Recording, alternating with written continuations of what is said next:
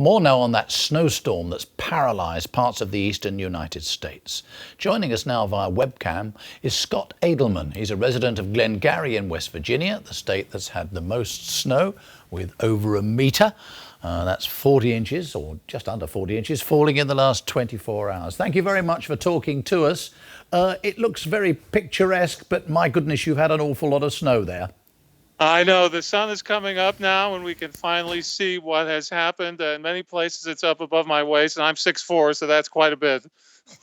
Just tell us what it was like when the snow started falling. Well, it began to fall Friday at exactly 12:45 here in Glengarry, and it was just a few light flakes. And for a moment, you could fool yourself into thinking, "Oh, this will not be much," but it quickly intensified, and by the time it stopped last night around 10 o'clock, it had hit 40 inches in places. I can't quite get to the places where it can record its 40 inches, but I wouldn't be able to get back to the house. But I was definitely poking a yardstick around and seeing the yardstick vanish. I think we've just seen a picture of it on a garage roof. Is that I presume it's your garage? Yes, that is a shed that I will not get too close to for fear of it falling upon me.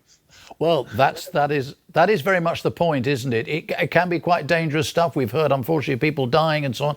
I mean, even by your standards, this has been an amazingly hectic storm. Oh, it has, and it's going to take me at least 4 or 5 days to shovel from the house down to the street, which probably will not get plowed for another day or two.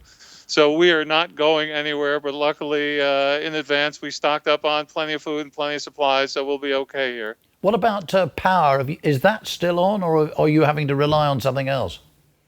We have not lost power, but I made sure I had backup devices because you always want to charge these iPhones. You never know when someone at the BBC is going to want to call.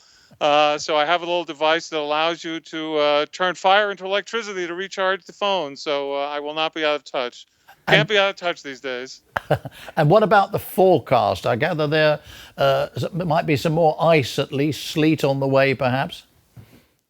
Today it is supposed to be sunny, not getting above freezing, but I understand that on Tuesday we are supposed to have a follow-up. I certainly hope they get my street plowed by then, but you can never tell. They do those primary highways first, then to the secondary roads, but out here in Glengarry, we're tertiary or further on than that.